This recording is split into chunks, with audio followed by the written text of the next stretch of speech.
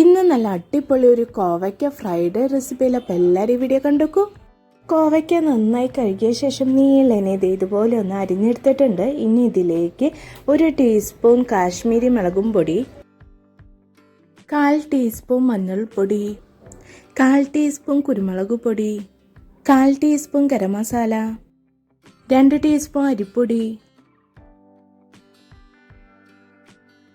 ആവശ്യത്തിന് ഉപ്പും കൂടിയും ചേർത്തിട്ട് നന്നായി ഒന്ന് മിക്സ് ചെയ്യുക. നന്നായി മിക്സ് ചെയ്തെടുത്തിട്ടുണ്ട്. 10 മിനിറ്റ് റെസ്റ്റ് ചെയ്യാൻ വയ്ക്കുക. ഓയിൽ നന്നായി ചൂടായി വന്നിട്ടുണ്ട്. ഓരോന്ന് ഇട്ട് കൊടുക്കുക. എന്നിട്ട് തിരിച്ചും മറിച്ചൊക്കെ ഒന്ന് ഇട്ട് കൊടുത്തിട്ട് ഫ്രൈ ചെയ്തെടുക്കുക.